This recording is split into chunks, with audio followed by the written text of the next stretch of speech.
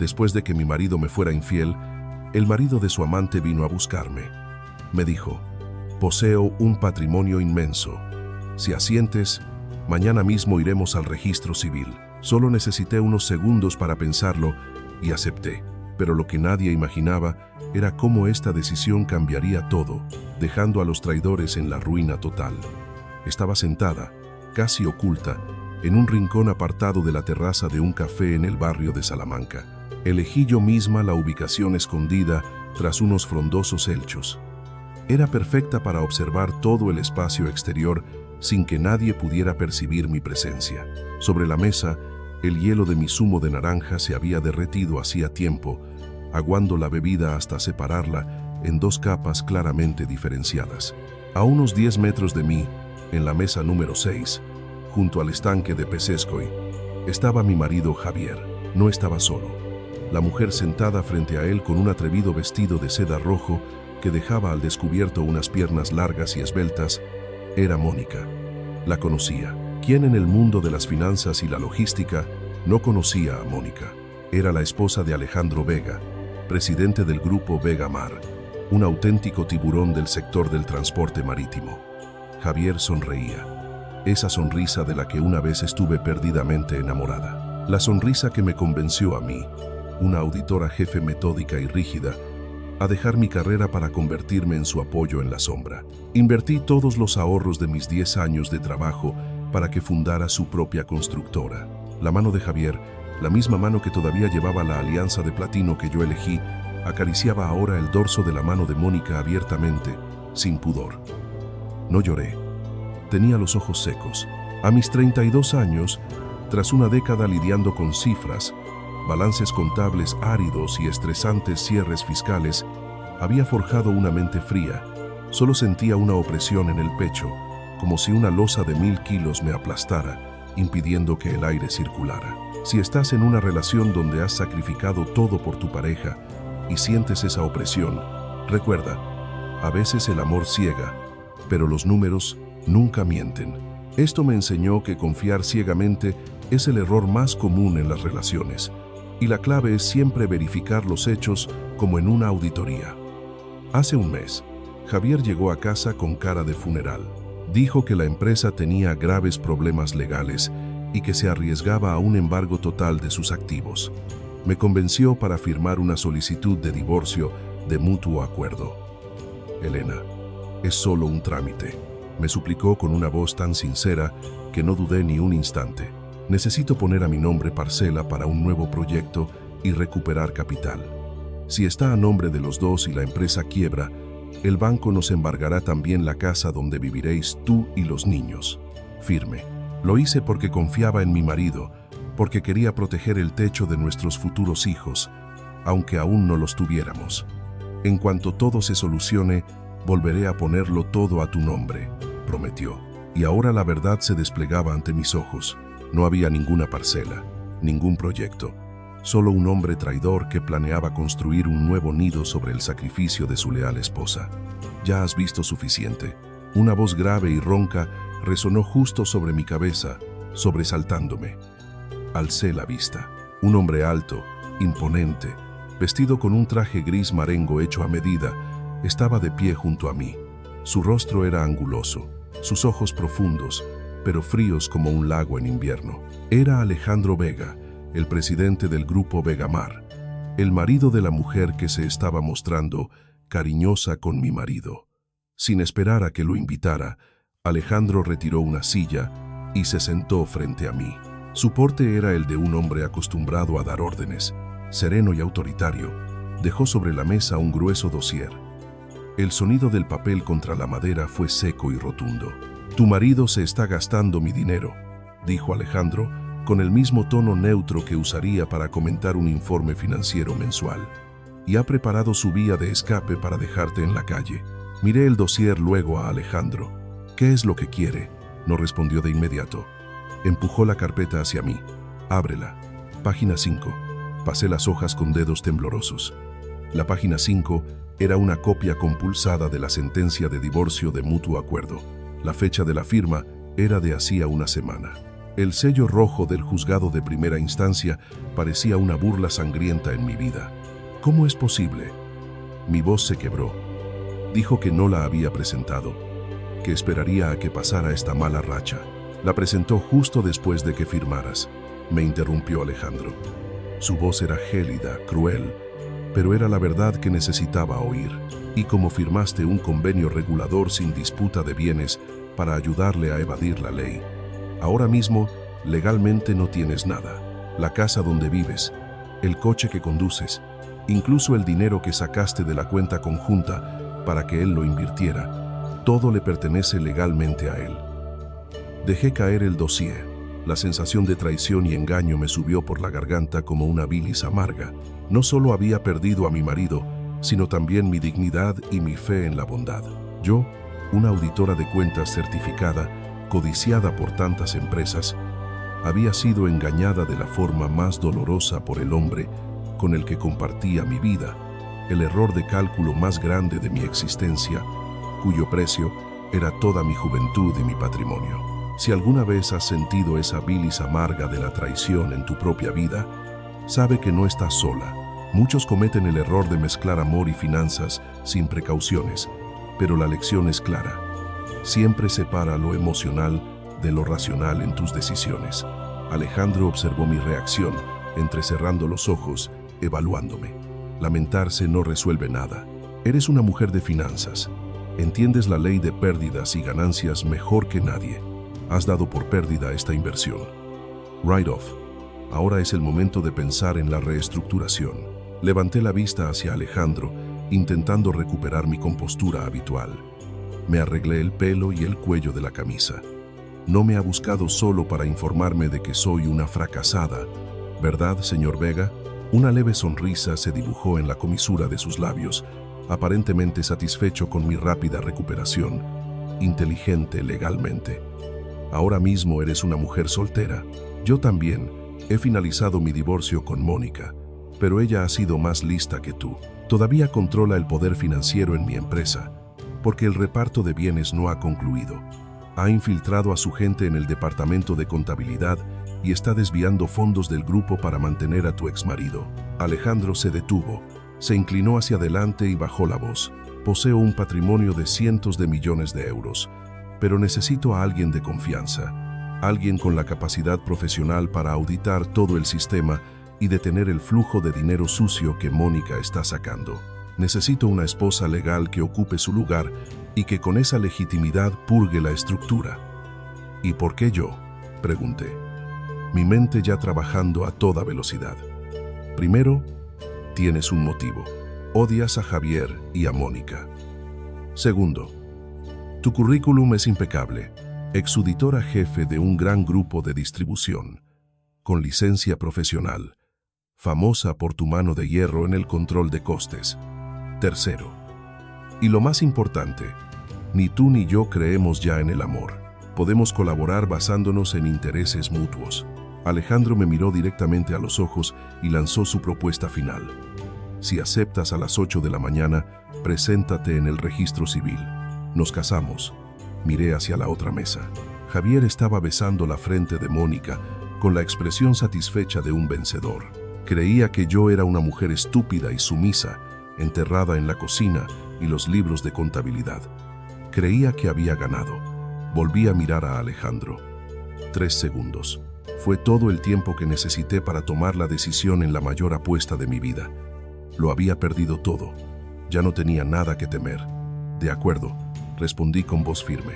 Acepto, pero tengo una condición. Quiero control total sobre el departamento financiero de Vegamar.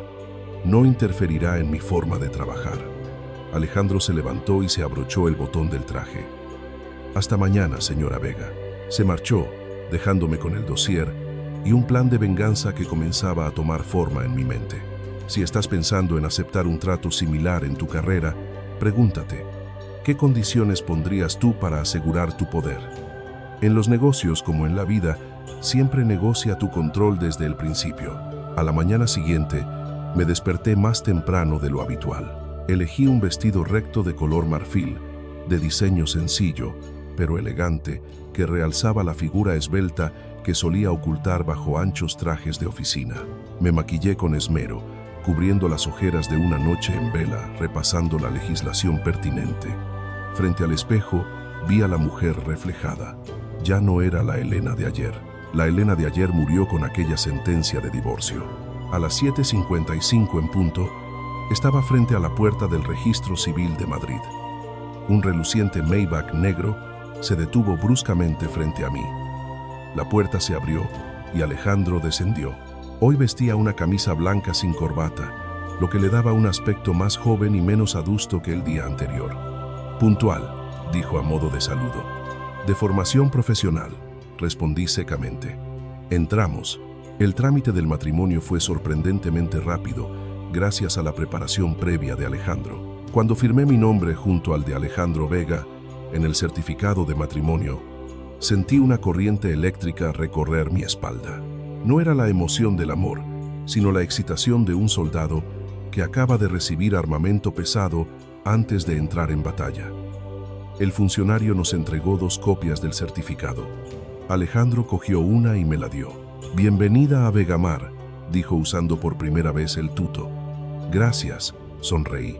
Una sonrisa corporativa pero impecable. Al salir del edificio, la luz de la mañana hizo brillar el documento en mi mano. Saqué el móvil, coloqué el certificado de matrimonio sobre el capó del Maybach de Alejandro y tomé una foto nítida. En la imagen, mi nombre y el de Alejandro aparecían juntos con el sello rojo, destacando sobre el logotipo dorado y estilizado de la B en el frontal del coche. Abrí WhatsApp, busqué el contacto. «Mi amor», un nombre que aún no había cambiado. Adjunté la foto y envié un mensaje corto y conciso. «Gracias por liberarme en secreto y tan pronto. Gracias a eso, he podido tramitar a tiempo mi matrimonio con el presidente del Grupo Vegamar esta misma mañana. Suerte para ti y tu amante». Envié el mensaje. El doble cheque azul apareció al instante. Alejandro, que observaba mi acción a su lado sin decir nada, solo esbozó una media sonrisa. «Eres más combativa de lo que pensaba.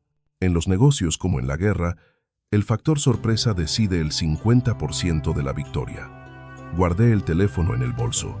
«Ahora llévame a la oficina. Necesito empezar a trabajar ya».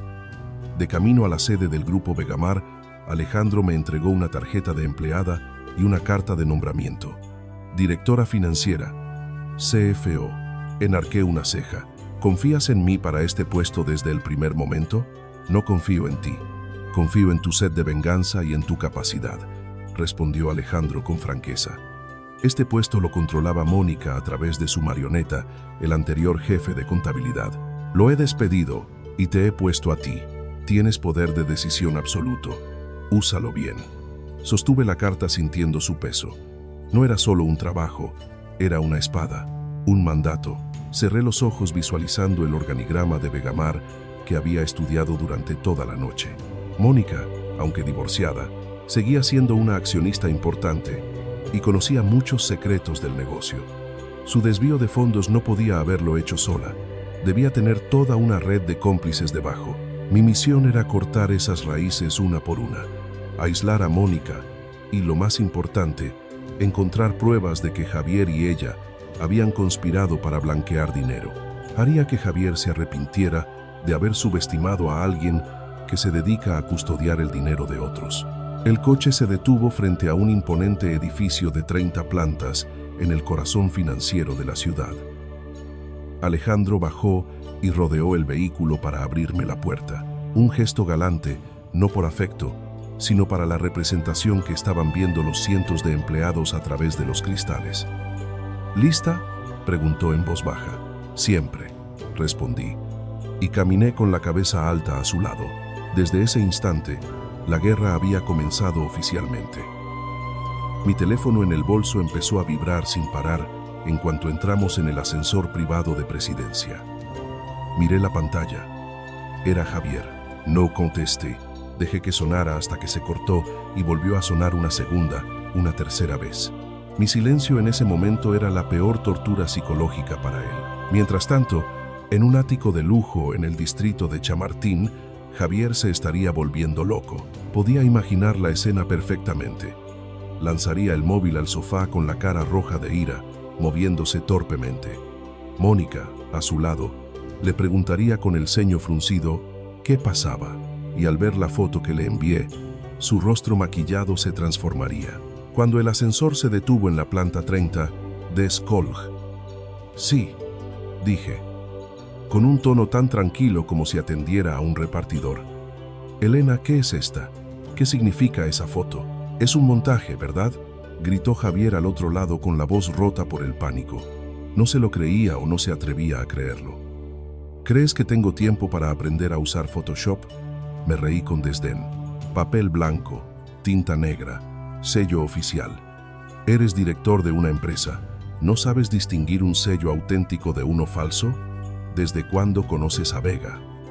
Tía, atreviste a ponerme los cuernos. Javier recurrió a la calumnia.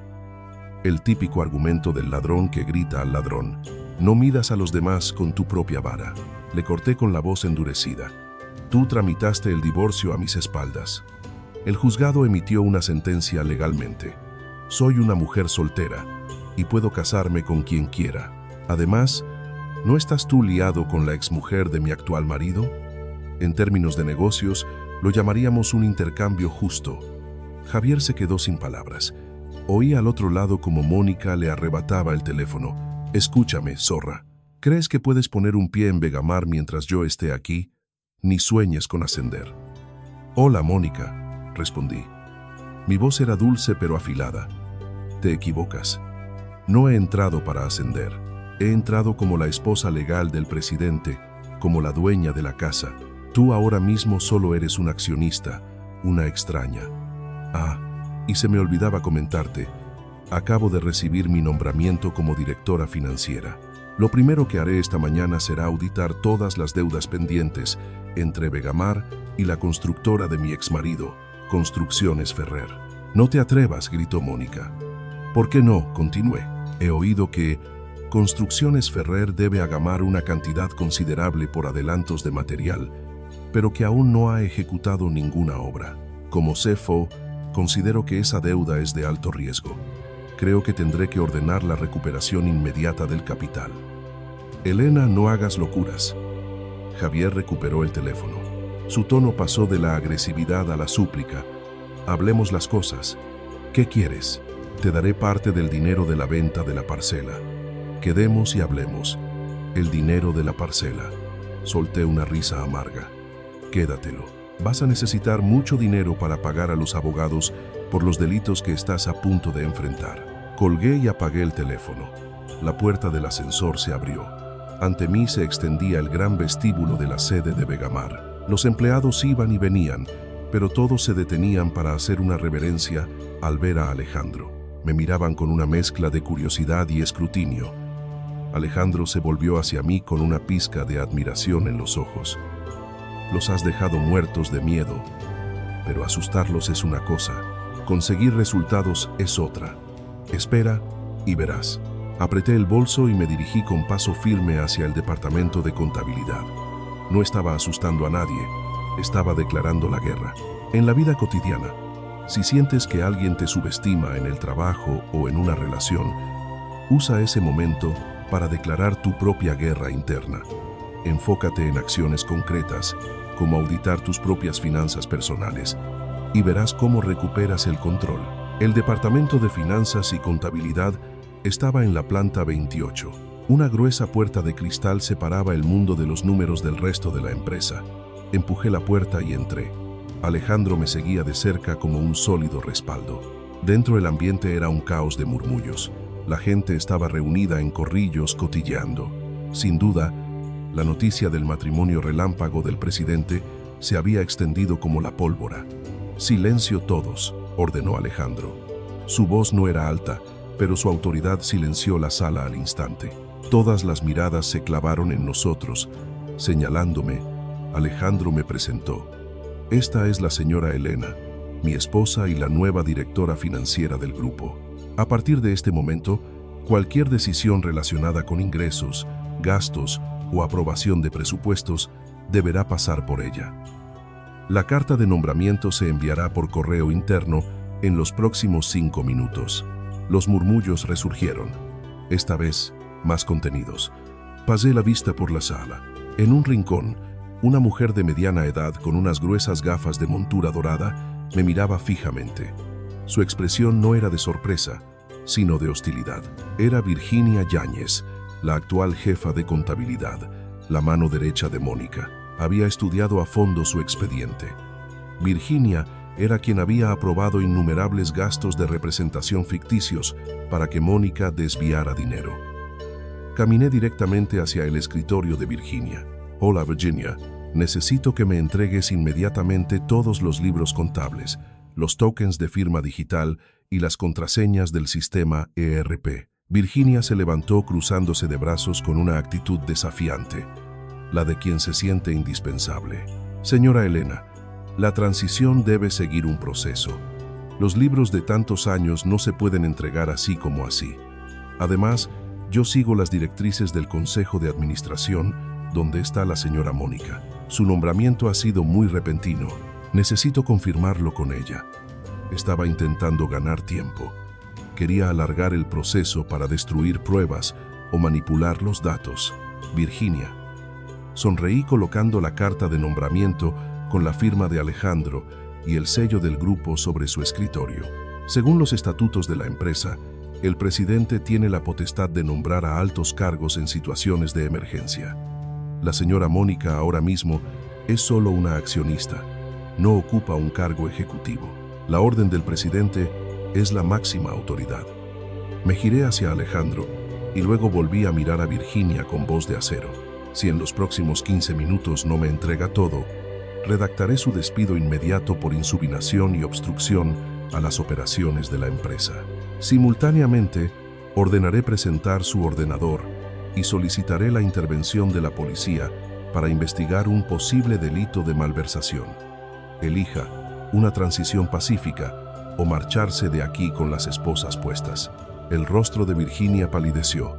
No esperaba que fuera tan directa y que conociera tan bien la ley. Miró a Alejandro buscando ayuda, pero él se limitó a observar con los brazos cruzados, con una expresión que decía: apoyo totalmente a mi esposa. Temblando, Virginia abrió un cajón y sacó un manojo de llaves y el token. Haré la entrega. Bien. Me dirigí al resto de empleados que contenían la respiración. A partir de hoy, los procedimientos cambian. Cualquier gasto superior a 50 euros debe ser aprobado personalmente por mí.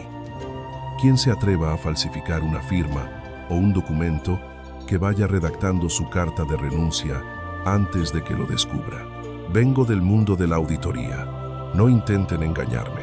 Ordené al departamento de informática que revocara el acceso de Virginia de inmediato y cambiara todas las contraseñas del sistema. Después de que Virginia se fuera a Cabisaja con una caja con sus efectos personales, me senté en la silla de cuero que acababa de dejar. Encendí el ordenador y accedí al sistema. Los números empezaron a desfilar ante mis ojos. Un caos, sí, pero también un tesoro lleno de pruebas delictivas. El teléfono de la mesa sonó. Era Mónica llamando a la extensión interna. «Te has lucido, ¿eh?», despidiendo a mi gente. «Esto es solo el calentamiento», respondí mientras mis dedos se deslizaban rápidamente por el teclado. «Más te valdría preocuparte por tu propio dinero.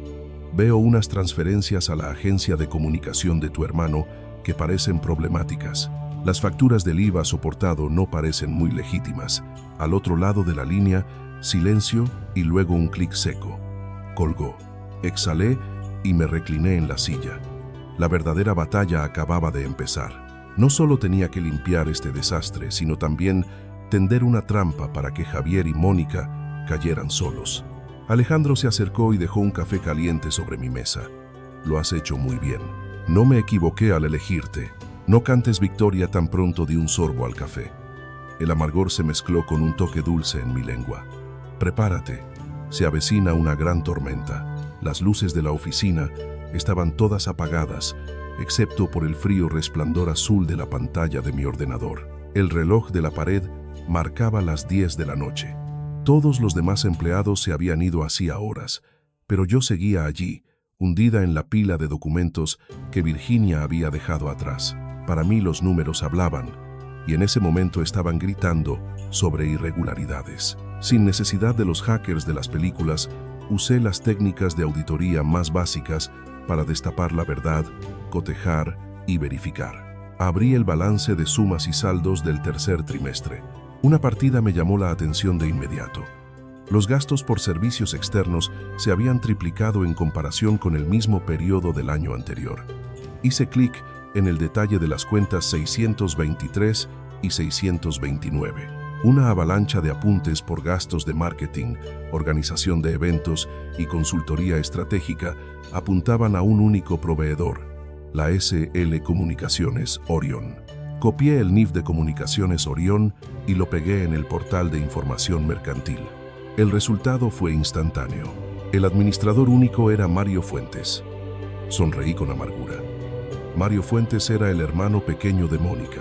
El método era burdo: transferir dinero del bolsillo del marido al del hermano para que luego volviera a su propio bolsillo. Continué extrayendo todas las facturas electrónicas emitidas por Orión. El valor total ascendía a más de 15 millones de euros en solo 6 meses. Los conceptos eran vagos: honorarios por consultoría de soluciones logísticas, gastos de organización de congreso de clientes. Pero cuando contrasté las fechas de los supuestos congresos con el calendario de actividades de la empresa, no había ningún evento registrado, ni listas de invitados, ni fotos, ni actas de liquidación de contrato. Era claramente un caso de compraventa de facturas falsas para desviar fondos de la empresa y evadir el impuesto de sociedades. Imprimí los extractos bancarios y las facturas sospechosas y los guardé en una carpeta roja. Esto era solo la punta del iceberg. Necesitaba profundizar en las cuentas de acreedores.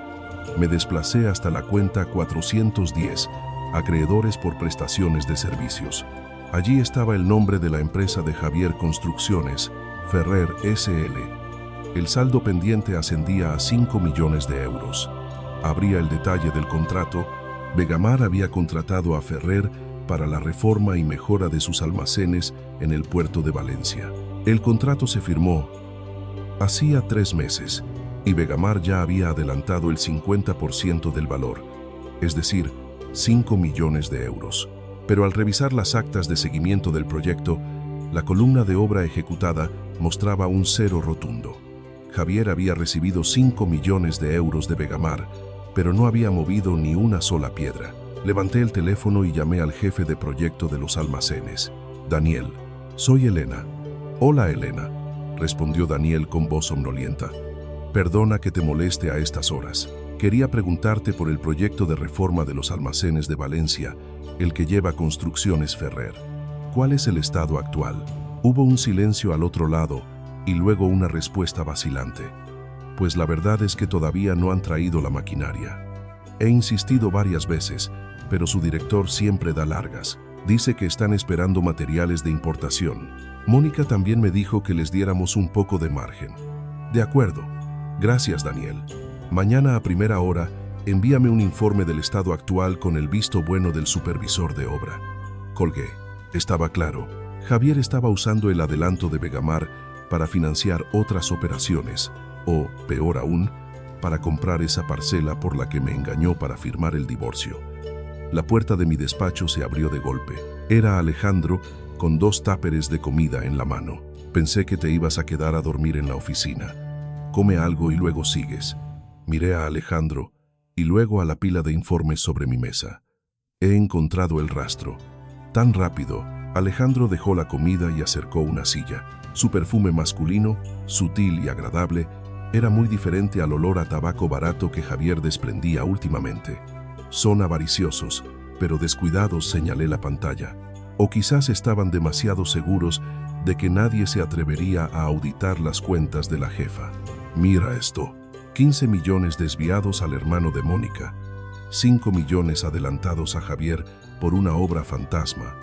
Un total de 20 millones de euros desaparecidos en solo 2 trimestres. Alejandro observó las cifras, su rostro endureciéndose. Sabía que Mónica estaba sacando dinero, pero no imaginaba que fuera tanto. Con razón, el flujo de caja operativo ha estado tan ajustado últimamente.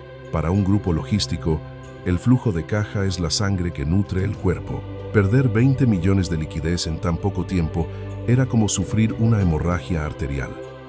No te preocupes, lo recuperaré todo. Capital e intereses. Abrí el tupper. El aroma de un solomillo a la parrilla hizo que mi estómago rugiera. Come primero, me dijo Alejandro pasándome los cubiertos. Mañana tendremos una reunión muy interesante con el Consejo de Administración. Tomé el tenedor. Por primera vez en meses, sentí que la comida tenía sabor. No porque el plato fuera exquisito, sino porque sabía que ya no estaba sola en esta batalla. Si en tu trabajo sientes esa hemorragia financiera, actúa rápido. Revisa tus cuentas mensuales como yo lo hice aquí y verás cómo encuentras las fugas que te están arruinando. Alejandro me llevó a su chalet en La Moraleja pasada la medianoche. La imponente casa blanca aislada junto a un campo de golf era enorme, pero fría, como su dueño, elegante, poderosa, pero solitaria. Tú te quedas en esta habitación, dijo Alejandro, abriendo la puerta de un amplio dormitorio en la segunda planta, con vistas al jardín. He hecho que la preparen para ti. Si necesitas algo, díselo a la empleada del hogar. Entré, todo era nuevo, desde las sábanas hasta las cortinas. No había ni rastro de presencia femenina, lo que indicaba que Alejandro llevaba mucho tiempo viviendo solo o que Mónica nunca había puesto un pie en esa habitación. Gracias. Alejandro se apoyó en el marco de la puerta, observándome un momento. Elena, somos un matrimonio por contrato y respeto tu espacio personal, pero delante de los empleados y de extraños debemos actuar como corresponde. Lo entiendo. Soy profesional. A la mañana siguiente bajé a desayunar. En la enorme mesa de comedor solo había 2 servicios preparados. Alejandro ya estaba sentado tomando un café solo mientras leía informes en su iPad. Buenos días, dije sentándome. Buenos días. ¿Has dormido bien?, preguntó sin apartar la vista de la pantalla. Muy bien. La cama es mucho más cómoda que el sofá donde he tenido que dormir el último mes en casa de Javier. La empleada nos sirvió el desayuno. Me trajo un café con leche y una tostada con jamón y tomate. Al ver la comida humeante, sentí una punzada en el corazón. Hacía tanto tiempo que nadie cocinaba para mí. En casa de Javier, yo siempre era la primera en levantarse para prepararle el desayuno, plancharle las camisas y luego salir corriendo a trabajar. ¿Qué pasa? ¿No te gusta?, preguntó Alejandro levantando la vista al verme inmóvil. No, no es eso. Negué con la cabeza y cogí la tostada. Es solo que se me hace extraño. Desayunamos en silencio. De repente, Alejandro rompió el hielo. ¿Cómo piensas gestionar la deuda de Construcciones Ferrer? Tragué el bocado, me limpié la boca con la servilleta y respondí con claridad.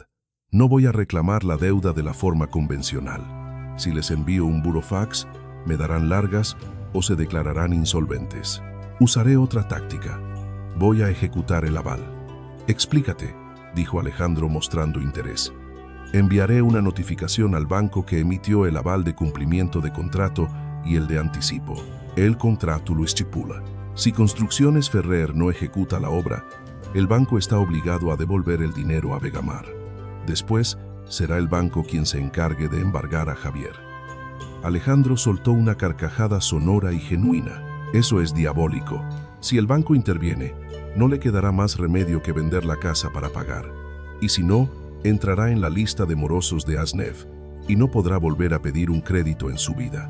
Y eso no es todo. Continué con la mirada afilada. Voy a encargar a una auditoría externa que revise los costes de todas las obras anteriores que Ferrer hizo para Vegamar. Sospecho que inflaron los presupuestos para desviar más dinero. Si encuentro pruebas, esto se convertirá en un caso penal, no solo civil. Alejandro me miró y su expresión pasó de la diversión al respeto. Realmente naciste para ser mi esposa. Somos de la misma calaña. El desayuno terminó en una atmósfera extraña, pero armoniosa. 2 almas heridas encontrando sintonía en el cálculo y la ambición. Me di cuenta de que vivir con un hombre inteligente y directo como Alejandro era mucho más agradable que servir a un hipócrita como Javier. Aplica esto a tus relaciones. Busca parejas que te respeten por tu inteligencia, no solo por lo que das, y verás la diferencia en tu felicidad diaria. La mañana en la oficina comenzó con una purga interna. Convoqué una reunión de emergencia con todo el personal de contabilidad y el equipo de gestión de proyectos. Lancé sobre la mesa el dossier que había preparado la noche anterior. El golpe seco hizo que todos se sobresaltaran. Aquí dentro está la lista de facturas sospechosas de Comunicaciones Orión y el estado del contrato con Construcciones Ferrer, quien se encargaba directamente de estos asuntos. Un joven empleado levantó la mano tímidamente. Era Virginia quien lo gestionaba todo directamente. Nosotros solo introducíamos los datos que ella nos pasaba. Introducir datos sin verificar la validez y la lógica de los documentos es una negligencia. Le espeté suavemente. A partir de hoy, voy a revisar todos los procedimientos. Cualquiera que detecte irregularidades pasadas y las informe voluntariamente, será eximido de responsabilidad y conservará su puesto. Quien encubra algo será despedido y recomendaré que se le procese. Mis palabras fueron como un jarro de agua fría para quienes pensaban quedarse de brazos cruzados. Justo después de la reunión, 3 empleados llamaron discretamente a mi puerta para ofrecerme más información. Con sus testimonios pude reconstruir el cuadro completo de la red de blanqueo de Mónica y Javier. Javier no solo desviaba fondos de su propia constructora, sino que la había convertido en el vehículo perfecto para las facturas falsas de Vegamar. Cuando Vegamar necesitaba inflar gastos para reducir beneficios, Mónica ordenaba a Javier que emitiera facturas fraudulentas por mano de obra y materiales. El dinero pasaba de Vegamar a Ferrer, y luego Javier lo retiraba en efectivo. Se quedaba con una comisión y le devolvía el resto a Mónica. Era un círculo cerrado perfecto, pero cometieron un error fatal. El flujo de dinero era circular, pero no se correspondía con un flujo real de bienes y servicios. Me senté frente al ordenador y dibujé un diagrama de flujo de caja, una flecha de Vegamar a Ferrer, de Ferrer a la cuenta personal de Javier y de la cuenta de Javier a otra cuenta, a nombre de Ana García Pérez. En un banco extranjero, amplié el nombre. Ana García Pérez no era una desconocida, era la madre de Javier. Sentí un escalofrío. Javier había usado la cuenta de su propia madre para recibir dinero sucio. No solo me había engañado a mí, sino que había implicado a su anciana madre en un delito sin que ella lo supiera. Su crueldad había tocado fondo. La puerta se abrió de nuevo. Esta vez no era Alejandro, sino Mónica. Entró como una furia, sin llamar, seguida de 2 guardaespaldas. ¿Qué has hecho? ¿Por qué el banco ha bloqueado la cuenta de Construcciones Ferrer?, gritó Mónica golpeando mi escritorio. Con calma me quité las gafas y la miré. Hola, Mónica. Entrar en mi despacho sin llamar es una violación del reglamento de la empresa. En cuanto a que un banco bloquee la cuenta de un proveedor, es asunto del banco. ¿Por qué me lo preguntas a mí? ¿O es que tienes algún interés en la empresa de mi exmarido? No te hagas la estúpida. Mónica me señaló directamente. Tú enviaste la notificación para ejecutar el aval. ¿Quieres arruinar a Javier? Solo cumplo con mis obligaciones como CFO. El dinero de los accionistas no puede malgastarse. 5 millones de euros no es una cantidad pequeña. Si Construcciones Ferrer demuestra su capacidad para ejecutar la obra, el banco desbloqueará la cuenta. Te preocupas demasiado. Mónica apretó los dientes. Me las pagarás, te lo advierto. Si tocas mis intereses, haré que tu vida sea un infierno. ¿Crees que Alejandro te quiere? Solo te está utilizando. Al menos él me utiliza de forma abierta y legal. Me levanté en carta etanú. No era más vaya que ella. Mientras que tú y Javier actuáis a espaldas de los demás. Esa clase de gente es la que da asco. Ve y dile a Javier que vaya preparando el dinero para pagar la deuda. El plazo vence en 3 días. Mónica resopló y se dio la vuelta para marcharse. Sabía que estaba asustada. Estaba cortando sus tentáculos uno por uno. 3 días después, tal como predije, Javier no consiguió el dinero para pagar al banco. Estaba acorralado y una bestia herida ataca a ciegas. El lunes por la mañana, un correo electrónico anónimo llegó a todos los buzones de la empresa acompañado de un enlace. El asunto era sensacionalista. La verdad sobre la nueva directora financiera, casaunas o prostituta de lujo. El enlace llevaba a un video manipulado. Imágenes mías entrando en un hotel en realidad. Para una reunión con un cliente de mi época de auditora, se mezclaban con sonidos comprometedores. Debajo, un artículo difamatorio afirmaba que yo había sido amante de Alejandro desde hacía mucho tiempo, que conspiré para robarle todo a Javier y que luego lo abandoné por un millonario. La empresa era un hervidero de rumores. Las miradas que antes eran de respeto, ahora eran de desprecio y curiosidad. Me senté en mi despacho apretando el ratón con fuerza. Javier era más miserable de lo que imaginaba. Quería usar la opinión pública para destruir mi reputación y forzar mi dimisión. Mi teléfono sonó. Era Alejandro. ¿Has visto el correo? Su voz era extrañamente tranquila. Sí, está jugando sucio. No te preocupes. Quédate en tu despacho y no salgas. Yo me encargo. 5 minutos después, la megafonía del edificio resonó. La voz de Alejandro, firme y autoritaria, convocaba a todo el personal al vestíbulo principal de inmediato. Yo también bajé. Alejandro estaba de pie en un estrado con una expresión gélida y amenazante. A su lado el jefe de informática y el director del departamento legal.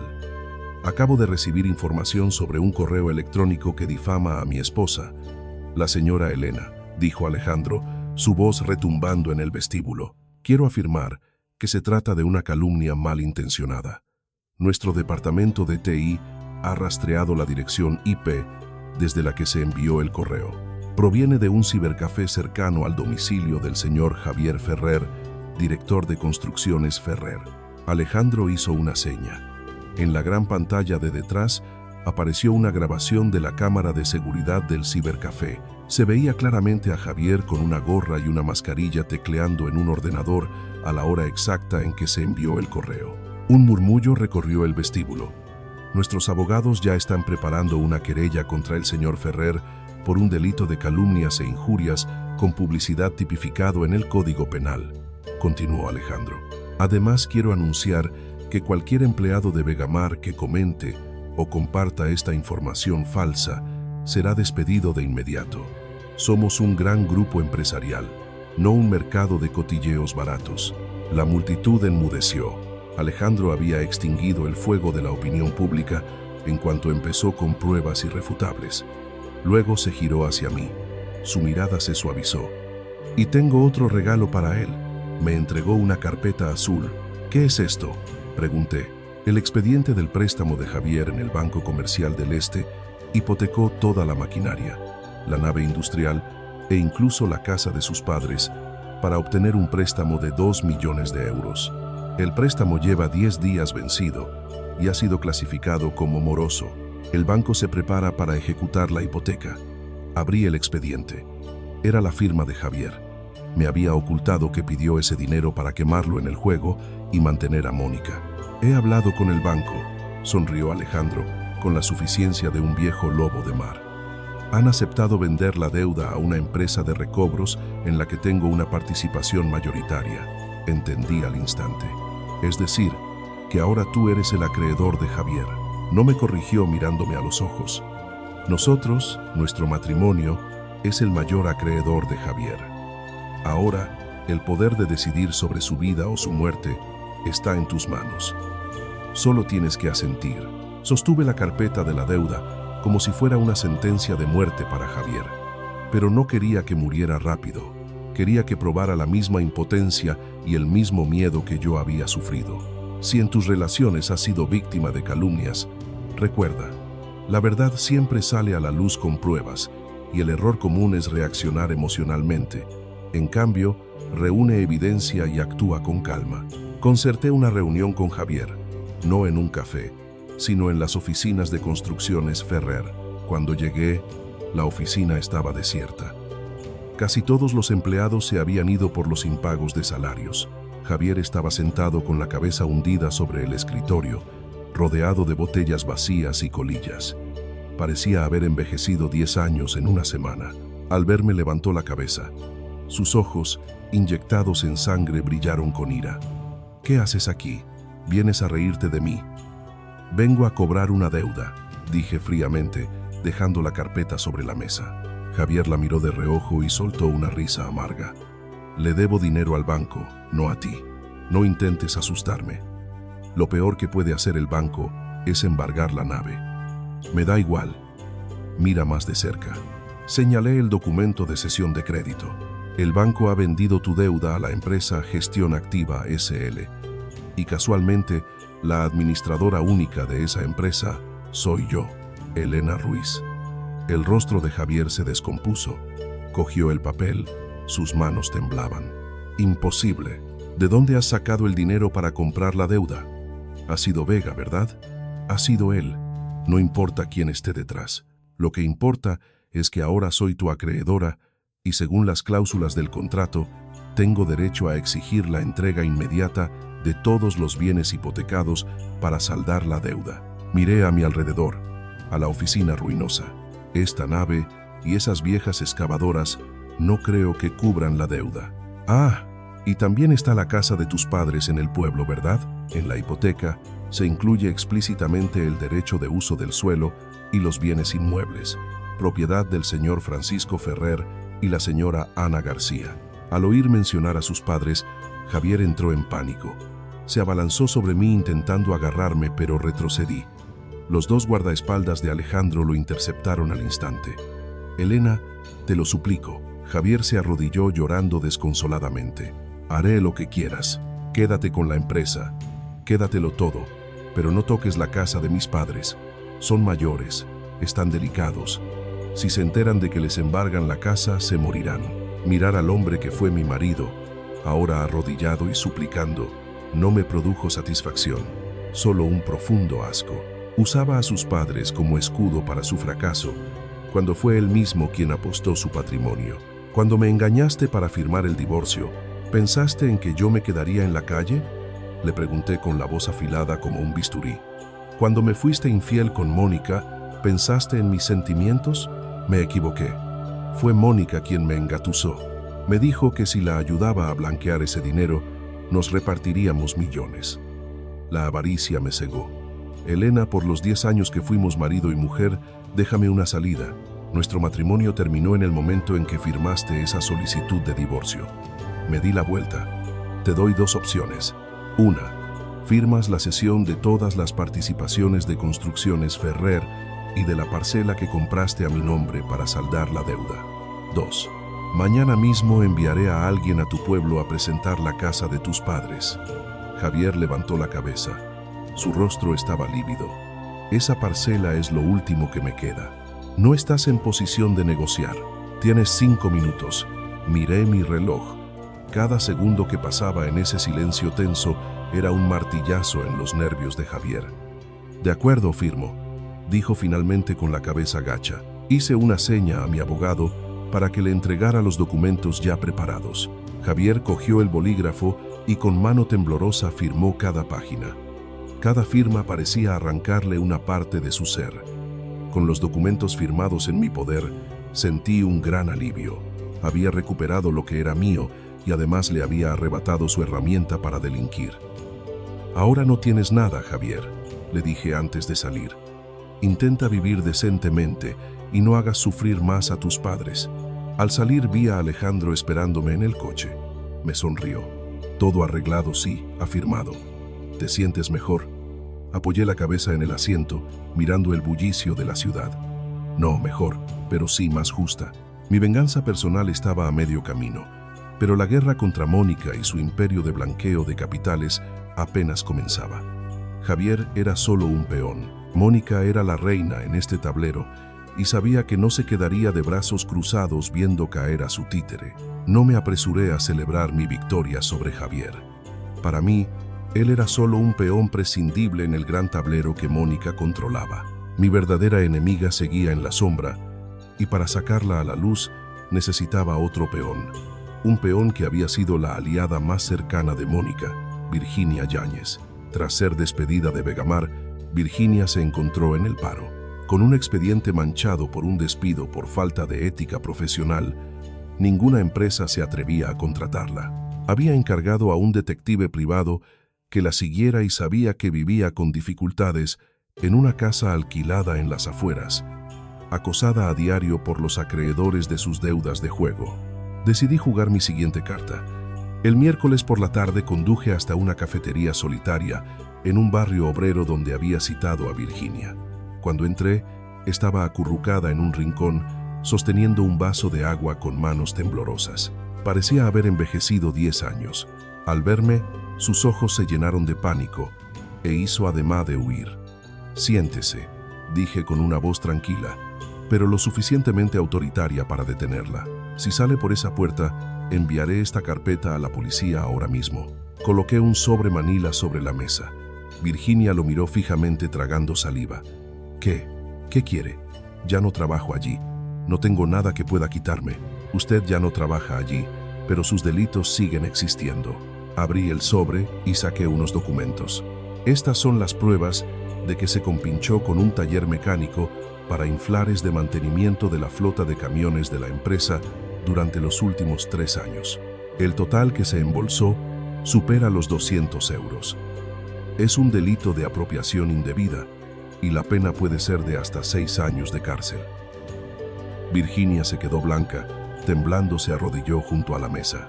«Señora Elena, por favor, perdóneme. Tengo una madre anciana y un hijo pequeño. No puedo ir a la cárcel. Me lo gasté todo en las apuestas.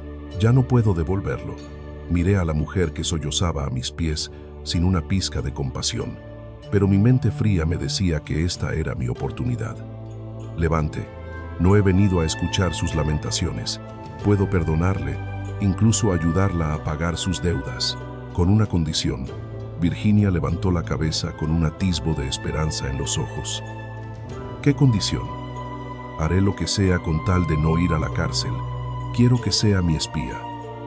Bajé la voz mirándola directamente. «Sé que sigue en contacto con Mónica. Ella necesita a alguien de confianza para sus operaciones en la sombra. Ahora que no se atreve a usar a nadie de Vegamar, quiero que vuelva con ella. Finja lealtad y me informe de cada uno de sus movimientos». Virginia vaciló. Sabía lo despiadada que era Mónica, pero el miedo a la cárcel era mayor. «Si la señora Mónica se entera, me matará. Si no lo hace, mañana la policía llamará a su puerta». Le di un ultimátum. Además, Mónica la abandonó cuando la despidieron, ¿no es así?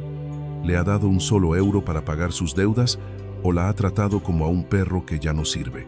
Mis palabras tocaron la fibra de su resentimiento. Apretó los puños y su mirada pasó del miedo al odio. «Tiene razón, esa desagradecida. Le ayudé a ganar millones y cuando tuve problemas ni siquiera me cogió el teléfono». «De acuerdo, lo haré. ¿Qué quieres saber?» «Quiero saber a dónde está desviando Mónica sus activos. He oído rumores de que está acumulando una gran cantidad de efectivo con urgencia». Virginia miró a su alrededor y se acercó para susurrarme al oído. «Está preparando un gran golpe. Ha malvendido varias propiedades en Marbella y en la Costa Brava y ha reunido unos 30 millones de euros. Piensa transferir ese dinero a una sociedad pantalla en Chipre este viernes por la tarde, bajo la apariencia de un contrato de consultoría de inversión. En cuanto el dinero llegue, volará para establecerse allí, dejando todas las deudas en España para que las asuma Vegamar. 30 millones de euros. Una cifra astronómica. Si Mónica lo conseguía, Vegamar sufriría un daño irreparable, el flujo de caja se rompería y, lo más importante, ella se libraría de sus delitos de forma espectacular. ¿Sabes a través de qué banco hará la transferencia? El Banco Internacional Privado, sucursal de Madrid, tiene una relación muy estrecha con el director de esa oficina, así que procesarán la orden de transferencia internacional con la máxima celeridad». Sonreí. Esa información valía su peso en oro. «Muy bien, sigue vigilándola e infórmame de la hora exacta en que ejecute la orden. Cuando esto acabe, quemaré las pruebas de tu delito y te daré una suma para que empieces de nuevo». Virginia asintió repetidamente. Me levanté, dejé dinero para las consumiciones y salí. El sol de la tarde proyectaba mi larga sombra sobre el asfalto. Un plan de captura perfecto había tomado forma en mi cabeza. El viernes por la tarde iba a ser inolvidable para Mónica. En tus propios planes de vida, si detectas una amenaza financiera, reúne aliados inesperados como yo lo hice con Virginia. A veces, los exenemigos son los mejores informantes. El viernes por la tarde, La tensión en mi despacho se podía cortar con un cuchillo. Fuera llovía a cántaros. Las gotas golpeaban con fuerza el cristal de la ventana, como si quisieran romper el silencio sepulcral del interior. Estaba sentada frente al ordenador con la interfaz de gestión de tesorería del sistema bancario de Vegamar abierta. Alejandro estaba sentado en el sillón de enfrente, haciendo girar un bolígrafo entre sus dedos, sin apartar la vista de su móvil. Esperábamos un mensaje de Virginia. 14:30. Aún no había noticias. Si Mónica quería transferir el dinero al extranjero en el mismo día, tenía que ejecutar la orden antes de la hora de corte. La hora límite para las transacciones internacionales del sistema SWIFT suele ser las 15:30 o, como mucho, las 16. Si se pasaba de esa hora, la orden quedaría pendiente hasta la semana siguiente. Para alguien que intentaba huir, un día de retraso era demasiado tiempo y demasiado riesgo. Mi teléfono vibró.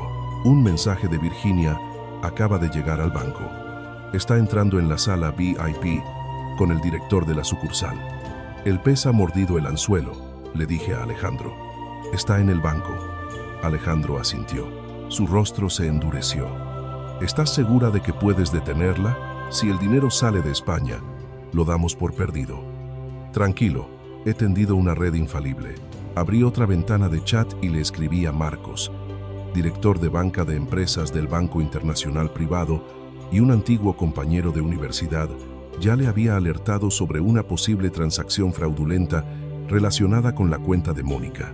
Como CFO de Vegamar, tenía la autoridad para solicitar el bloqueo o la revisión de transacciones sospechosas de cuentas vinculadas a accionistas principales en litigio.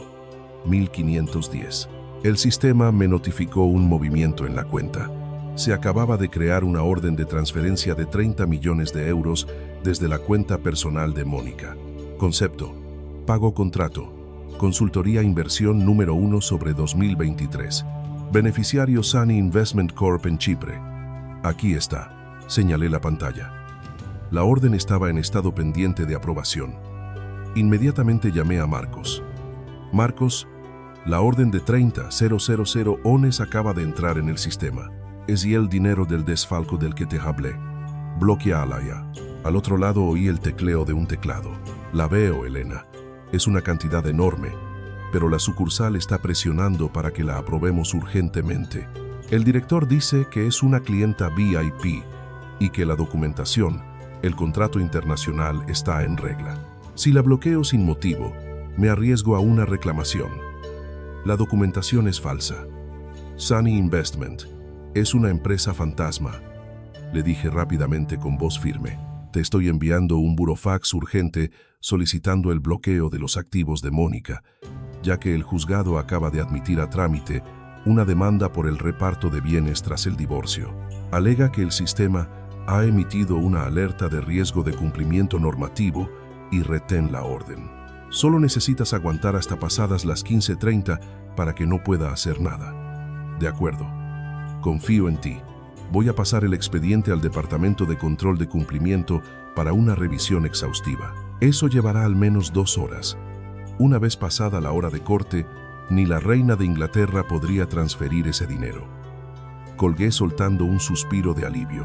En la pantalla, el estado de la orden cambió de pendiente a en revisión. En la sala VIP del banco, podía imaginar el caos. Mónica estaría sentada sobre ascuas, miraría el reloj. 1520. Solo quedaban 10 minutos para el cierre de las transacciones internacionales. Virginia me envió otro mensaje. Está gritándole al personal del banco. Quiere hablar con el director general. Tiene la cara roja de ira. Déjala que grite, le respondí. A estas horas el director general está reunido conmigo. No había ninguna reunión, por supuesto, pero conocía los protocolos bancarios. Cuando una transacción se etiqueta como de alto riesgo, nadie se atreve a aprobarla a la ligera, especialmente con las estrictas regulaciones contra el blanqueo de capitales. 1530. El sistema SWIFT cerró. La orden de transferencia de Mónica fue oficialmente rechazada por necesidad de aportar documentación adicional que acredite el origen de los fondos. El dinero seguía en su cuenta, pero ahora estaba congelado. No podía transferirlo ni retirarlo en efectivo. Alejandro me miró con una admiración palpable. Se levantó, sirvió una copa de vino y me la ofreció. Enhorabuena, un K perfecto. No solo has salvado el dinero, sino que le has cortado la retirada. Tomé la copa y la agité avant. El rojo del vino ondeaba como la sangre del enemigo. Esto aún no ha terminado. Cuando acorralas a una bestia, se vuelve para atacar a su propia especie. Mónica ha perdido el dinero. La primera persona con la que descargará su ira será Javier. Esperemos a ver el siguiente acto. Tal como había previsto, el fracaso en el banco sumió a Mónica en un estado de locura. No podía creer que su plan de escape perfecto hubiera sido frustrado en el último minuto por un estúpido tecnicismo. Nada más salir del banco, recibió una llamada de Javier. Mi exmarido se encontraba en una situación más desesperada que nunca. Tras firmarme la cesión de sus bienes, los prestamistas a los que había acudido para intentar recuperar sus pérdidas en el juego habían rodeado la casa de sus padres en el pueblo. Se escondía en una pensión de mala muerte, llamando a Mónica como su última tabla de salvación. «Mónica, ayúdame». La voz de Javier sonaba distorsionada por el pánico. «Amenazan con matar a toda mi familia si no les pago $500,000 de intereses esta noche. Préstame algo de dinero. Cuando salga de esta, te lo devolveré trabajando para ti como un esclavo». Mónica, furiosa por el bloqueo de sus 30 millones, estalló al oír las súplicas de Javier. «Cálate de una vez. Estoy peor que tú. Todo mi dinero ha sido bloqueado por culpa de tu exmujer. Eres un inútil. Si no hubiera sido tan estúpido de firmar el divorcio tan pronto, ahora no me tendría atrapada. ¿Qué dices?» Javier se quedó perplejo. «¿Qué tiene que ver Elena en todo esto? Pregúntale a ella. Ha sido ella quien ha intervenido en el sistema del banco para bloquear mi dinero. Sois igual de miserables los dos. No vuelvas a llamarme nunca más». Mónica colgó y bloqueó el número de Javier. Se subió a su coche y ordenó al chofer que la llevara a su chalet, donde guardaba el resto de sus objetos de valor, como joyas y diamantes. Tenía que encontrar otra forma de huir, quizás por carretera, cruzando la frontera. Al otro lado, Javier dejó caer el teléfono. Su última esperanza se había desvanecido. Se desplomó en el suelo de la sucia habitación de la pensión. Lo había perdido todo: esposa, hogar, carrera y ahora a su amante, la mujer que creía que le daría una vida de lujo. Fuera, en el pasillo, se oyeron pasos pesados y los gritos de los cobradores. «¿Dónde estás, Javier? Sal de ahí. Aunque te escondas bajo tierra, te encontraremos». Aterrorizado, Javier miró por la ventana. Un tercer piso. No era demasiado alto, pero saltar significaba romperse una pierna. No tenía escapatoria. En su desesperación, recurrió a su táctica habitual: fingir una enfermedad para eludir sus responsabilidades. Cogió el cuchillo de la fruta de la mesa y se hizo un corte superficial en la muñeca, lo suficiente para que sangrara, pero sin peligro real. Luego se tiró al suelo fingiendo convulsiones. Sabía que si ingresaba en urgencias, los cobradores no se atreverían a actuar en el hospital y la policía intervendría para protegerle. Cuando los matones derribaron la puerta, encontraron a Javier inmóvil en un charco de sangre, en realidad sangre mezclada con la salsa de tomate de un sobre de fideos instantáneos que se había untado para darle más dramatismo. Asustados, pensando que habían provocado su muerte, huyeron despavoridos. El dueño de la pensión, alertado por el ruido, subió y llamó a una ambulancia. Javier fue trasladado al hospital. En la camilla mantenía los ojos cerrados, pero sus oídos estaban alerta. «Me he salvado», pensó, «al menos por esta noche». Pero no sabía que la noticia de su ingreso había llegado a mí de inmediato a través de los hombres de Alejandro. «Está actuando», dije mientras veía el vídeo de la cámara del pasillo que me envió el detective. «La forma en que se unta la salsa de tomate es patética». «¿Qué quieres hacer?», preguntó Alejandro, ajustándose la corbata. «¿Vitar a un viejo paciente?». «Por supuesto. Después de todo, fuimos marido y mujer durante 10 años. Además, tengo que darle una medicina para que despierte del todo». La sala de urgencias olía intensamente a desinfectante. Javier yacía en una cama con la muñeca vendada y una mascarilla de oxígeno. Fingía estar en coma, pero el monitor cardíaco mostraba un ritmo regular incluso algo acelerado por la tensión. Alejandro y yo entramos. Yo vestía de negro riguroso y llevaba un ramo de crisantemos blancos, las flores de los funerales. Alejandro a mi lado portaba un maletín de cuero. Una enfermera intentó detenernos, pero Alejandro mostró la tarjeta VIP del hospital.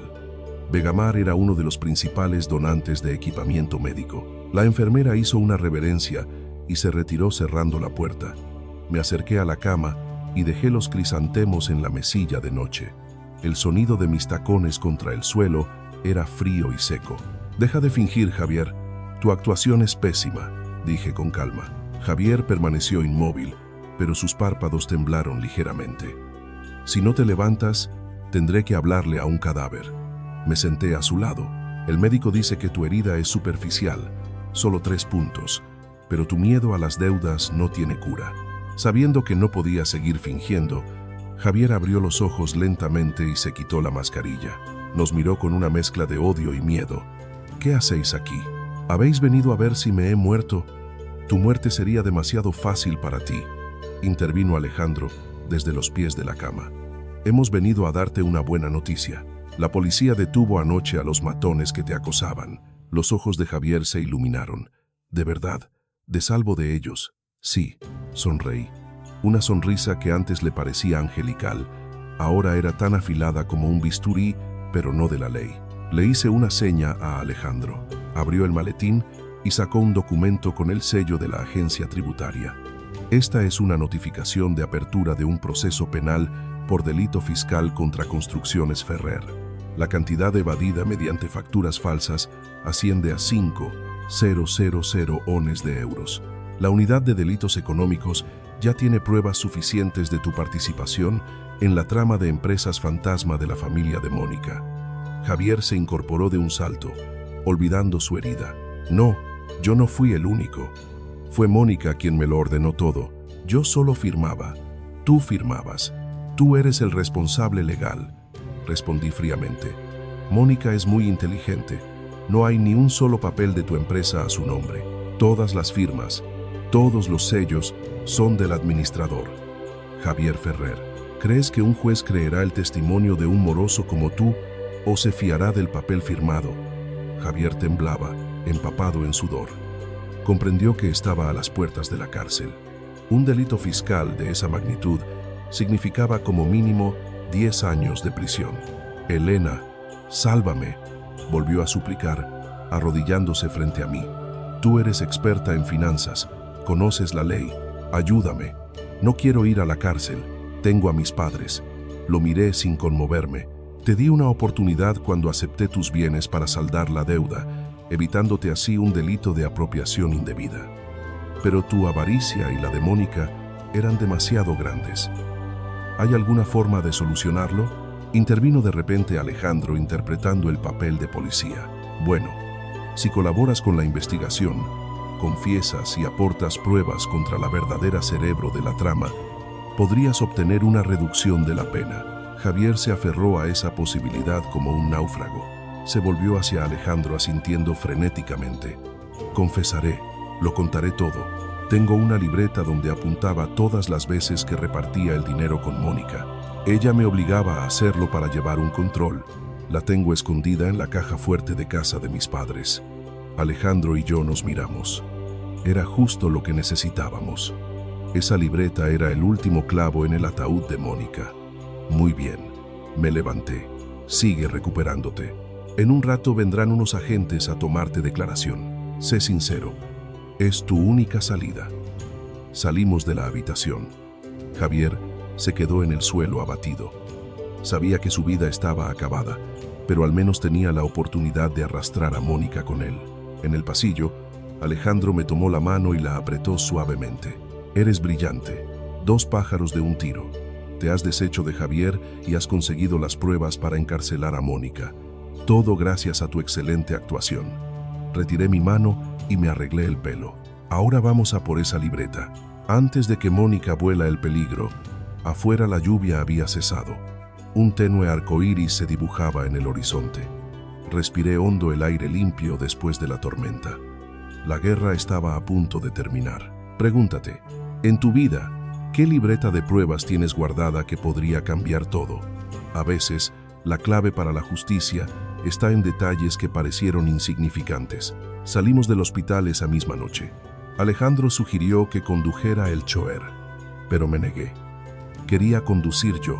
La sensación de controlar el coche a través de la noche me ayudaba a mantener la calma.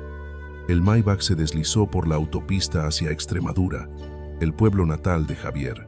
El pueblo de Javier era un pequeño municipio rodeado de campos de olivos y dehesas.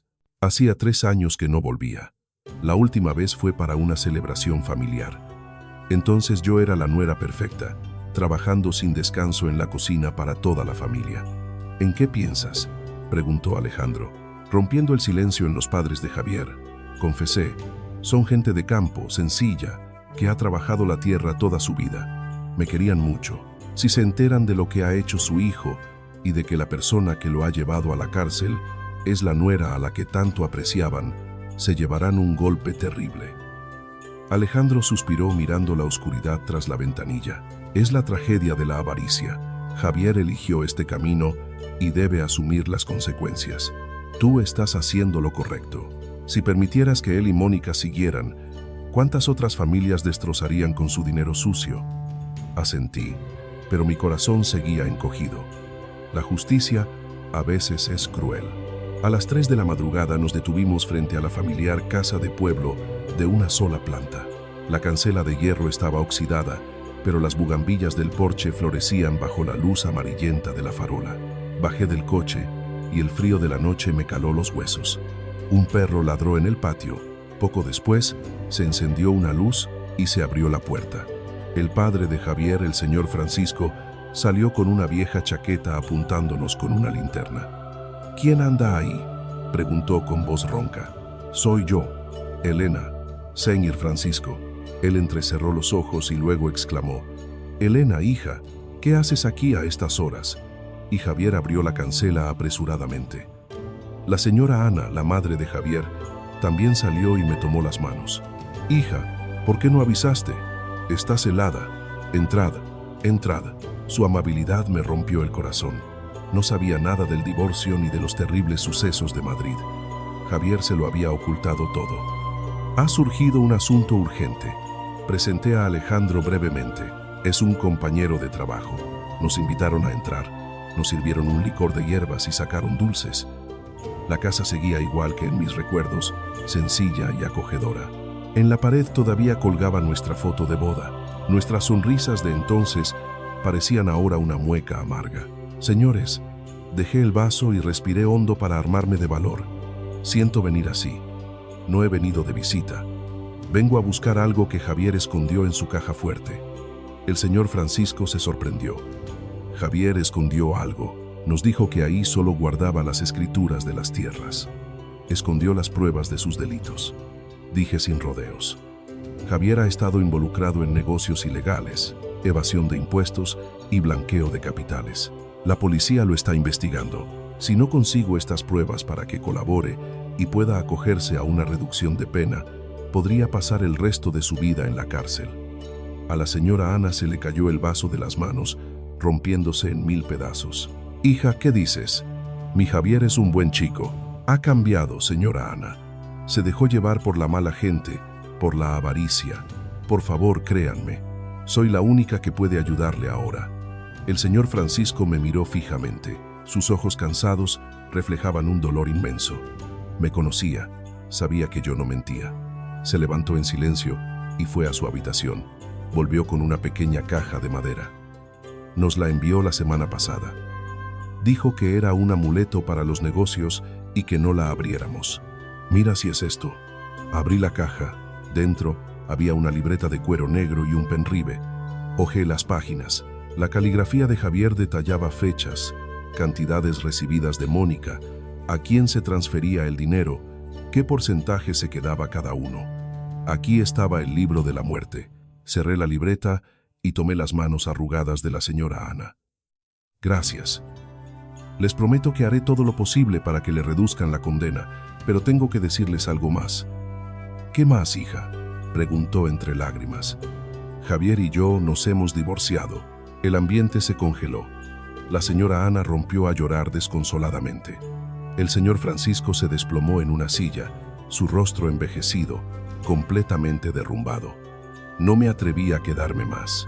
Dejé un sobre con dinero sobre la mesa. Mi primer sueldo en Vegamar. Tomen esto para sus medicinas. Tengo que irme ya. Salimos rápidamente hacia el coche detrás. El llanto de la señora Ana resonaba en la noche silenciosa. Al entrar en el coche, apoyé la cabeza en el volante y las lágrimas brotaron sin control. «Llora», dijo Alejandro poniendo una mano en mi hombro. «Desahógate. Has hecho todo lo que podías». Lloré a mares. Lloré por 10 años de matrimonios rotos, por esos 2 ancianos inocentes y por mi propia ingenuidad perdida.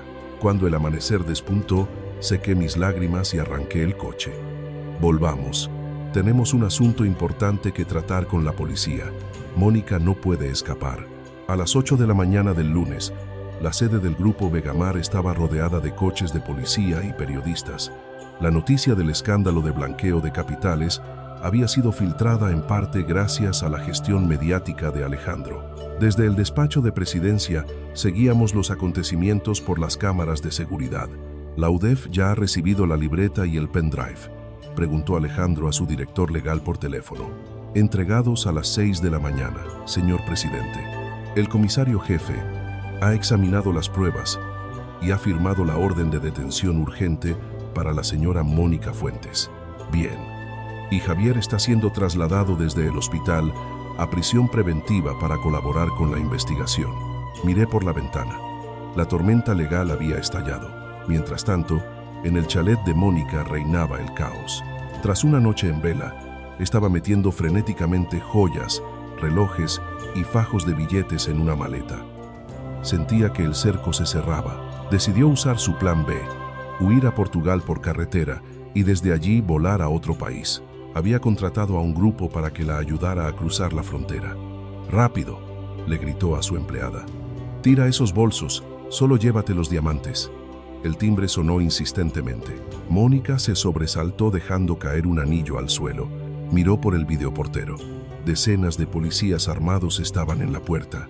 Un oficial con un megáfono gritaba: «Señora Mónica Fuentes, abra la puerta y colabore. Tenemos una orden de detención». Pálida, corrió hacia la puerta trasera, que daba a un pequeño embarcadero. Una lancha la esperaba allí, pero había calculado mal. Alejandro y yo lo habíamos previsto. Al abrir la puerta se quedó paralizada. Frente a ella no estaba el piloto que había contratado, sino 2 agentes de paisano. «Señora Fuentes, ¿a dónde iba con tanta prisa?», preguntó uno de ellos. Mónica retrocedió dejando caer la maleta. Dinero y joyas se desparramaron por el suelo. Intentó volver a entrar, pero la policía ya había derribado la puerta principal. Atrapada, gritó desesperada: «Soy inocente. Esto es una trampa. Quiero llamar a mi abogado». Un oficial le leyó sus derechos fríamente y le puso a las esposas. La imagen de la poderosa y arrogante Mónica, ahora despeinada y esposada, siendo conducida entre 2 filas de policías, fue captada por decenas de periodistas. En menos de una hora, la foto de la reina de la logística, cayendo en desgracia, inundó los medios digitales. Las acciones de las empresas vinculadas a su familia se desplomaron. Apagué la televisión. Se acabó. Mi teléfono vibró. Un mensaje de un número desconocido. Era Virginia. «Gracias, señora Elena. He visto las noticias. Cumpliré mi promesa y desapareceré de la ciudad». Borré el mensaje. Virginia también era una víctima de su propia debilidad. Alejandro sirvió 2 copas de vino. Por la justicia choqué mi copa con la suya, pero no sentía la euforia que había imaginado. Esta victoria tenía el sabor amargo de las lágrimas de la señora Ana y el regusto de la traición. Miré a Alejandro, el hombre que había estado a mi lado. Él también me miraba. Su expresión ya no era calculadora, sino de una profunda comprensión. «Estoy cansada», dije en voz baja. «Descansa. Los abogados se encargarán del resto. Hoy tienes el día libre». Sonreí por primera vez con auténtico alivio. Un mes después, en la cárcel, me permitieron visitar a Javier para finalizar unos trámites sobre los bienes. Estaba demacrado, con la cabeza rapada y el uniforme de preso holgado. Al verme, bajó la mirada. ¿Estás bien?, le pregunté. Esto es peor que estar muerto, susurró. Aquí dentro he comprendido el precio que hay que pagar. Todas las noches sueño con mis padres, contigo. Tus padres están bien. Les envío dinero todos los meses. Creen que estás en un viaje de trabajo largo. No me he atrevido a decirles la verdad. Javier levantó la cabeza con los ojos llenos de lágrimas. Todavía te preocupas por ellos. Después de todo lo que te he hecho, lo hago por mi conciencia, no por ti, respondí con firmeza.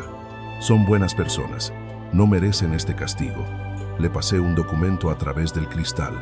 Es un acuerdo civil. Fírmalo. Usaré los bienes que me cediste para reparar el daño y pagar los impuestos que evadiste. Así se considerará un atenuante y tu condena podría reducirse de 15 a unos 7 u 8 años. Javier cogió el bolígrafo temblando. ¿Por qué? ¿Por qué me ayudas? Deberías odiarme. Te odio.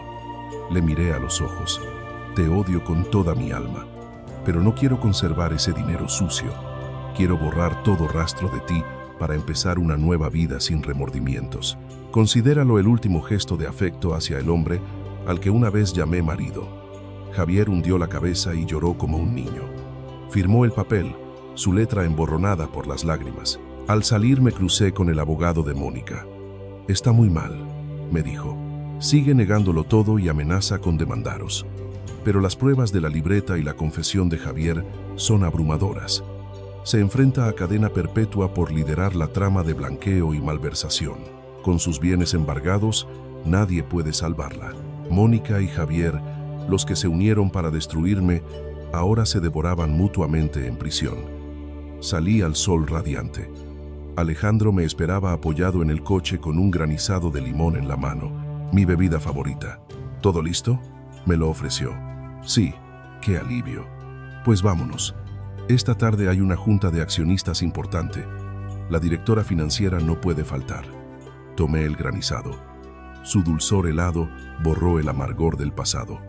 Claro, vámonos, cariño. Por primera vez lo llamé así sin sentir que actuaba. Quizás después de la tormenta el cielo se despeja y después de la ruina aprendes a valorar lo que tienes. El juicio se celebró 6 meses después. Me senté junto a Alejandro en la primera fila. En el banquillo, Mónica y Javier no se miraban. Mónica, envejecida y demacrada, lo negaba todo. Javier, por el contrario, confesó, se arrepintió y pidió perdón.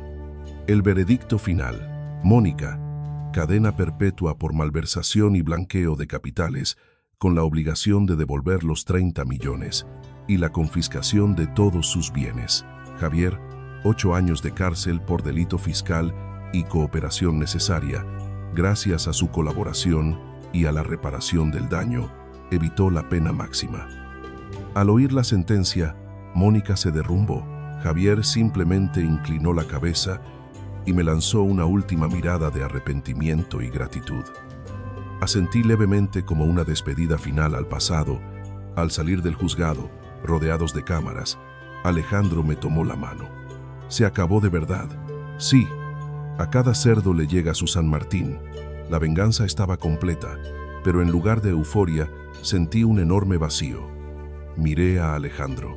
Él seguía ahí, sólido como una roca. Nos había unido un enemigo común. Ahora que ya no estaba, ¿qué nos quedaba? Quiero ir a casa a descansar, dije en voz baja. En el coche el silencio era denso. Era el momento de ejecutar la última cláusula de nuestro contrato. Una semana después, tras organizar todos los asuntos financieros en Vegamar, saqué de mi cajón un sobre blanco. Dentro una solicitud de divorcio de mutuo acuerdo firmada por mí. Nuestro matrimonio se basó en un objetivo. Cumplido el objetivo, no tenía derecho a retener a Alejandro. Él merecía a alguien que lo amara de verdad, no por un contrato. Entré en su despacho. Estaba en una videoconferencia. Me hizo una seña para que esperara. Lo observé trabajar, su concentración, su agudeza. Me di cuenta de cuánto lo echaría de menos. Cuando terminó, se acercó sonriendo. ¿Qué pasa? ¿Has descubierto a otro ladrón? No, sonreí. Puse el sobre en la mesa. No, vengo a liquidar el contrato. Su sonrisa se desvaneció. ¿Qué es esto? La solicitud de divorcio. Cumplimos nuestro acuerdo. Mi misión ha terminado. Alejandro cogió el sobre, pero no lo abrió. Lo giró en sus manos. ¿De verdad quieres irte? Sí. No quiero abusar más de tu generosidad. Tengo suficiente para vivir bien. Quiero reencontrarme a mí misma. Reencontrarte, bufó. Oh, ir. Estoy cumpliendo mi palabra. Me levanté sin atreverme a mirarle. Ya he recogido mis cosas del chalet. Gracias por todo. Adiós. Me di la vuelta y caminé hacia la puerta, esperando que me detuviera, pero solo hubo silencio. Al cerrar la puerta, las lágrimas cayeron. Al volver a mi antiguo apartamento, pasaron 3 días de silencio absoluto. Intenté volver a mi vida normal, pero mi mente estaba en otra parte. A la 4ª tarde sonó el timbre. Era Alejandro. Entró sin decir palabra. ¿Qué haces aquí? ¿Has firmado? Le pregunté. No respondió. Sacó la solicitud de divorcio de su bolsillo y delante de mí la rompió en pedazos. ¿Qué has? Exclamé. Cancelar el contrato, dijo tranquilamente. Como presidente, no apruebo esta dimisión. Esto es absurdo. Es un matrimonio, no una empresa. Se acercó acorralándome contra la pared. Para mí es lo mismo. Escúchame, Elena. Mi patrimonio es enorme. Los libros contables interminables. Los empleados miles. No puedo gestionarlo solo. Eres la única persona en quien confío ciegamente. La única que conoce cada rincón de Vegamar. ¿Piensas abandonarme ahora? ¿Puedes contratar a otra CFO? Puedo contratar una CFO, pero no una esposa. Su mirada era intensa. No necesito una muñeca de exposición. Necesito una compañera. Alguien lo bastante fuerte para estar a mi lado, lo bastante inteligente para aconsejarme y lo bastante implacable para proteger a esta familia conmigo. Y esa persona solo puede ser tú. Pero empezamos con un contrato en los negocios. Me interrumpió. El mejor contrato es aquel que ambas partes quieren renovar de por vida. Quiero renovar este contrato de matrimonio contigo. Duración indefinida. Beneficios al 50%. Riesgos. Los asumo yo. Firmas. Fue la declaración más pragmática y menos romántica que había oído nunca, pero hizo que mi corazón latiera con más fuerza que cualquier palabra dulce. No me dijo te quiero, pero afirmó mi lugar insustituible en su vida. Eres listo, le dije. Consigues una CFO y una esposa sin pagarle a un cazatalentos. Alejandro sonrió, una sonrisa radiante y extraña en él. Soy un inversor y nunca dejo escapar el mejor negocio de mi vida. Se inclinó y me besó en la frente. Vuelve a casa. Sin ti es fría y no puedo dormir. Volví al chalet, esta vez como su dueña, como la mujer de Alejandro. Nuestra vida no era una comedia romántica. Seguíamos siendo 2 profesionales adictos al trabajo, discutiendo sobre estrategias de mercado durante la cena. Pero en esa aridez había un vínculo inquebrantable. Una noche en la terraza, apoyé mi cabeza en su hombro. Antes pensaba que la felicidad era sacrificarse por un hombre. Ahora sé que la felicidad es ser tú misma, ser respetada y conquistar el mundo junto a la persona que amas. Alejandro me abrazó. Tú me enseñaste que las mujeres no son el sexo débil. Eres la mejor guerrera que he conocido. Gracias por aparecer en ese café. Gracias por firmar ese contrato loco. Y gracias a ti por no firmar el divorcio. Sonreí. Jamás. Me besó el pelo. Soy un tiburón. Una vez que muerdo el anzuelo, no lo suelto. Su móvil sonó. El informe trimestral. Los beneficios han subido un 30%. Todo gracias a mi mujer. ¿Qué recompensa quieres? ¿Qué tal toda tu vida? Le provoqué. Se rió feliz. Concedido. El pasado doloroso quedó atrás. Javier y Mónica pagaban sus errores en prisión. Y yo tenía las riendas de mi propia felicidad, una construida sobre la razón, la fortaleza y un amor maduro. El contrato de matrimonio se había convertido en un compromiso para siempre, el negocio más exitoso que Alejandro y yo habíamos cerrado jamás. Y si has llegado hasta aquí, pregúntate, ¿qué contrato en tu vida necesitas renovar para ser feliz? No esperes a la traición. Actúa ahora en tus relaciones y finanzas para asegurar tu futuro.